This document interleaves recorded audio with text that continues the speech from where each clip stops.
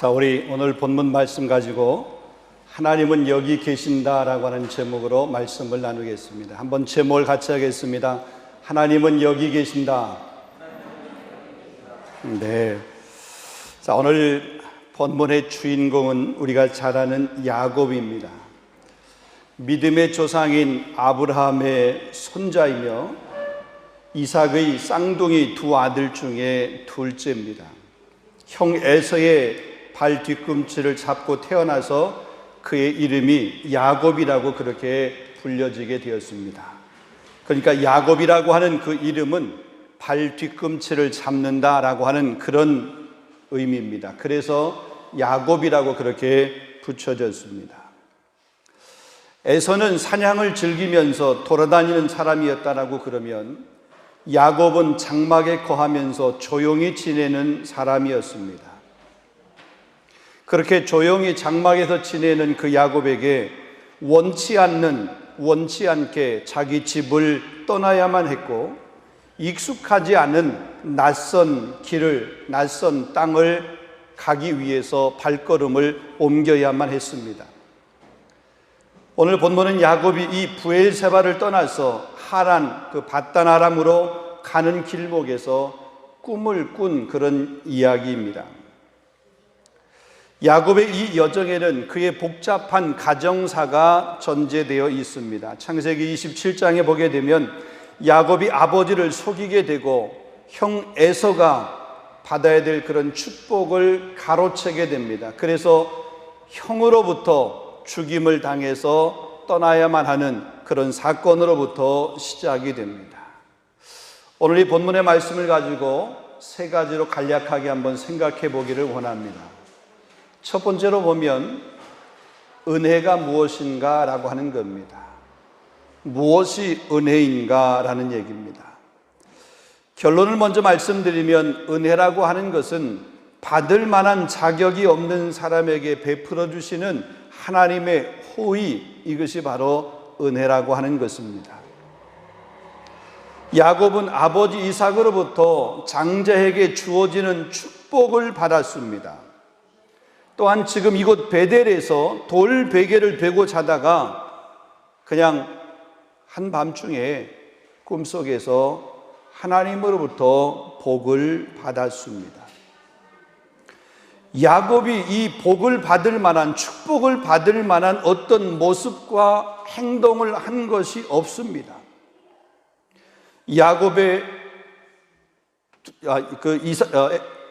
야곱과 에서 혹은 이 둘 중에서 에서보다 야곱이 더 큰 복을 받아야 될 그런 특별한 이유도 없습니다. 그들이 축복을 받기 위해서 한 일이 무엇입니까? 형 에서에게 떡과 팥죽 한 그릇으로 장자권을 차지하고 그것으로 아버지를 속여서 장자에게 내리는 그런 축복을 가로챈 것은 아버지가 나이가 많고 늙어서 눈이 잘 보이지 않아서 에서와 야곱을 잘 분간할 수 없는 그런 상황이기 때문에 아버지에게 속여서 그 복을 받을 수 있었습니다. 그렇지만 베델에서 받은 하나님의 축복은 사람은 속일 수 있고 아버지 그 눈 가릴 수 있지만 하나님은 가릴 수 없고 하나님은 속일 수 없는데 그곳에서 하나님으로부터 복을 받았다라고 하는 것은 우리가 어떻게 그것을 설명할 수 있겠느냐 이거죠. 그게 어떻게 가능하냐 이거죠. 하나님은 공의로우신 분이고 정의로우신 분이신데 어떻게 남을 속이고 혹은 수단과 방법을 가리지 않고 자기 이익과 축복만을 추구하는 사람에게 복을 주며 그와 함께 하겠다고 그렇게 약속을 하고 그를 편들어 줄 수 있는가라고 하는 것입니다. 근데 아이러니하게도 성경에 보면 이런 예들이 참 많이 있습니다. 정직하지 못하고 거짓말을 했음에도 불구하고 심지어는 훔쳤음에도 불구하고 그것이 그에게 은혜로 여겨졌던 사건들이 성경에 보면 많이 있습니다. 창세기 35장에 가서 31장에 보게 되면 라헬이 드라빔을 훔쳐가지고 나왔음에도 불구하고 그것이 그에게는 은혜였습니다. 여호수아 2장에 보게 되면 정탐꾼을 숨겨주고 거짓말을 했던 기생 라합을 우리가 볼 수 있습니다. 이 기생 라합도 여호수아의 그 정복 전쟁에서 그와 그의 가족이 구원함을 받게 되었습니다. 거짓말을 했는데도 불구하고. 이런 우리가 생각할 때 하나님은 도덕적으로 허물이 없는 완벽한 사람, 하나님과 세상 사람들이 보기에 자격을 갖춘 사람만이 하나님으로부터 복을 받을 수 있다라고 그렇게 생각할 수 있는데, 성경에 보면 꼭 그렇지만은 않은 것을 보게 됩니다. 우리도 마찬가지죠. 우리가 구원받은 것 한번 생각해 봐도 마찬가지입니다. 우리가 구원받은 것이 구원받을 만한 어떤 모습이 우리 가운데 있어서 우리가 구원받은 하나님의 자녀가 됐나요? 그 구원을 위해서 우리가 치른 대가가 무엇인가요? 그 구원받은 하나님의 자녀로 이 땅 가운데 살아가기 위해서 우리가 지불한 대가가 뭐 있나요? 그냥 하나님의 은혜로 받은 것 아닌가요? 예수 그리스도께서 대속의 십자가의 그 죽으심의 사건을 통해서 그것을 단지 믿음으로 구원받게 된 것 아닌가요? 우리 공로로 받은 것 하나도 없습니다. 자, 그러기에 이 야곱이 하나님의 축복을 받은 것은 우리가 생각할 때에 하나님은 편애하시는 하나님이시다, 에서를 편애하고 또 야곱을 편애하고 이렇게 편애하는 하나님이시다, 아니면 하나님이 복을 받기 위해서 야곱처럼 수단과 방법을 가리지 말아야 된다, 이렇게 생각하는 것이 아니라 야곱과 같은 사람에게도 하나님은 은혜를 주시는 분이시다. 다시 말하면 은혜라고 하는 것이 하나님이 값없이 부어주시는 선물이다라고 하는 이런 사실을 우리가 한번 생각해 봐야 될 줄로 믿습니다. 분명한 것은 우리가 하나님의 복을 받기 위해서 애를 써야 되지만, 그렇다고 우리가 그 하나님을 조종할 수 있는 존재가 아니라 은혜는 하나님이 주시는 선물이라고 하는 사실입니다. 우리의 환경이 어떠하든지 그러한 환경에서도 낙심하지 않고 그 모든 환경을 기쁨으로 받아들이고 감사하며 살아가다가 보면 어느 한순간 갑자기 하나님의 은혜를 얻을 수도 있다라고 하는 사실을 우리가 믿어야 될 줄로 믿습니다. 행위로 받아지는 것이 은혜가 아니라 값없이 주어지는 것이 은혜입니다. 받을 만한 자격이 있는 사람에게 주어지는 것이 은혜가 아니라 받을 만한 자격이 없는 사람에게 값없이 부어주는 것이 은혜입니다. 노력의 대가로 받는 것은 품삯입니다. 그러나 선물로 값없이 거저 받는 것은 은혜입니다. 이 야곱은 이 은혜를 받은 사람입니다. 그가 무슨 은혜 받을 만한 행위를 했기 때문에 그런 것이 아니라 하나님이 값없이 부어주셨습니다.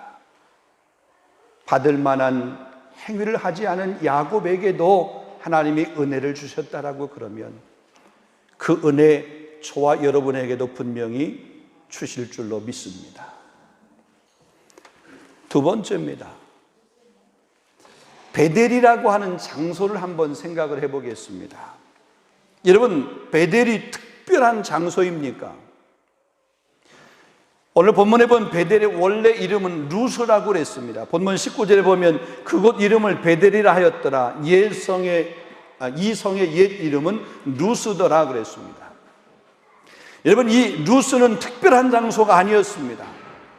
군사적으로 무슨 요충지도 아니었고 사람들에게 주목을 받을 만한 특별한 장소도 아니었습니다. 그곳에서 무슨 신령한 일들이 일어나는 거룩한 장소도 아니었습니다. 그냥 수많은 사람들이 지나다니다가 잠시 쉬었다 가는 그런 평범한 길목이었습니다. 야곱이 길을 가다가 날이 어둡고 피곤하여서 돌베개를 베고 잠을 잤던 그런 평범한 장소. 그런데 그곳에 하나님이 야곱에게 꿈으로 나타나셔서 축복해 주셔서 이 루스, 그냥 평범한 그곳이 베델로 바뀌어지게 된 것입니다. 베델, 무슨 뜻이죠? 하나님의 집이라고 하는 그런 뜻입니다. 그러니까 평범한 루스가 하나님의 집이라고 하는 그런 특별한 장소로 바뀌어지게 된 것입니다. 여러분, 우리의 평범한 일상이 하나님이 임재하시면 비범한 일상으로 바뀌어지게 되는 줄로 믿습니다. 우리의 시간이, 저와 여러분의 시간이, 우리의 삶의 장소가 하나님께서 역사하시면 그냥 평범한 장소이고, 우리의 시간은 평범한 시간이고 그냥 지나가는 시간이지만, 하나님이 역사하시면 그 지나가는 시간 가운데 세상을 변화시킬 수 있는 놀라운 시간으로 바뀌어지게 될 줄로 믿습니다. 우리의 일상, 우리의 평범한 일상 아무것도 아니지만 그 일상에 하나님께서 역사하시면 그 일상이 세상 사람들이 놀랄 만한 그런 일상으로 바뀌어지게 될 줄로 믿습니다. 여러분, 이 일상이 소중한 예가 성경에 보면 여러 예가 있는데, 특별히 아브라함과 그의 조카 롯의 예를 들어보면 알 수 있습니다. 창세기 18장 3절과 창세기 19장 2절에 보면 아브라함과 그의 조카 롯이 부지 중에 천사를 대접을 했다가 하나님으로부터 복을 받았던 모습을 보게 됩니다. 아브라함은 사라에게 아들이 있으리라고 하는 그런 약속을 받았습니다. 조카 롯은 소돔과 고모라 성이 멸망하는 가운데 구원함을 받게 되었습니다. 부지 중에 그냥 지나가는 사람 한 사람을 대접한 거예요. 아브라함에게 있어서는 그것은 그냥 평범한 일상이었어요. 근데 그 평범한 일상이 하나님이 약속을 받는 소중한 사건이 그에게 되었던 모습을 보게 됩니다. 이런 마태복음 25장에 보면 주님이 심판주로 오셔서 오른쪽에 양과 왼쪽에 염소, 양과 염소를 구분하게 될 때에 예비된 하나님 나라를 상속받는 사람들이 이런 질문을 합니다. 우리가 어느 때에 주께서 줄이신 것을 보고 음식을 대접하였으며 목마르신 것을 보고 마시게 하였나이까? 어느 때에 나그네 된 것을 보고 영접하였으며 헐벗은 것을 보고 옷 입혔나이까? 이렇게 질문을 합니다. 그때 이렇게 대답을 합니다. 너희가 여기 내 형제 중에 지극히 작은 자 하나에게 한 것이 곧 나에게 한 것이니라, 이렇게 말씀하시는 것을 보게 됩니다. 사랑하는 우리 성도 여러분, 그러기에 우리 일상의 삶이 얼마나 중요한지 모릅니다. 우리의 삶의 매 순간 모든 곳에서 우리가 영적인 감수성을 유지하면서 거룩한 삶을 살아가다 보면 평범한 시간이었던 나의 시간, 평범한 삶이었던 나의 삶, 우리 가정이 하나님께서 놀랍게 쓰시는, 아니 세상 사람들이 주목할 수밖에 없는 그런 사건의 시간과 사건의 가정으로 바뀌어질 줄로 믿습니다. 그런 은혜가 저와 여러분 가운데 있을 수 있기를 축원합니다. 자, 마지막 세 번째로 보겠습니다. 야곱의 깨달음입니다. 도대체 이 사건을 통해서 야곱은 무엇을 깨달았는가라고 하는 거죠. 야곱의 깨달음은 하나님은 여기 계신다라고 하는 사실을 깨달았습니다. 본문 16절 말씀을 보겠습니다. 야곱이 잠에서 깨어 이르되 하나님께서 과연 여기 계시거늘 내가 알지 못하였도다 그랬습니다. 꿈에 나타나신 여호와 하나님을 만난 야곱이 놀란 사람처럼 깨닫고 고백하는 내용입니다. 하나님이 여기 계신다. 부엘세바에서부터 이곳 베델까지 오는 동안 자기 자신은 혼자라고 생각을 했습니다. 그 꿈을 통해 하나님이 바로 여기 이 자리에 자신과 함께 계시다고 하는 사실을 드러내어 드디어서 이 사건을 통해서 깨달았습니다. 그 전까지는 혼자였습니다. 혼자 그 긴 시간을 오는 것 같았습니다. 그런데 그 베델의 사건을 통해서 하나님이 여기 계신다라고 하는 것을 깨달았습니다. 그동안은 무지했던 것을, 자신의 부족함을 깨닫게 되었습니다. 그러고 난 후에 그가 고백하는 것이 있습니다. 17절입니다. 두렵도다 이곳이요 이것은 다름 아닌 하나님의 집이요 이는 하늘의 문이로다 그랬습니다. 하나님이 그곳에 임재하고 계시고 하나님이 함께 하신다고 하시는 사실을 깨닫고 고백하는 그의 모습입니다. 지금까지 그의 삶의 육신의 눈으로 하나님이 함께 하심을 보지 못했지만 이제 베델에서 비로소 하나님이 함께 계심을 깨달았습니다. 하나님이 안 계신 것이 아니었고 하나님은 항상 계셨다. 하나님 나와 함께 안 하신 것이 아니라 늘 나와 함께 하셨다라고 하는 사실을 깨닫게 되었습니다.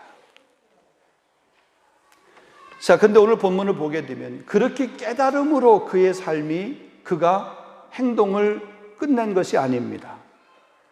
그렇게 깨달은 것으로만 멈춘 것이 아니라 그 다음날 아침에 일찍 일어나서 자기가 베개로 베었던 그 돌을 가져다가 기둥으로 세우고 그 위에 이름을 붓고 그곳 이름을 베델이라 부르는 그런 모습을 볼 수 있습니다.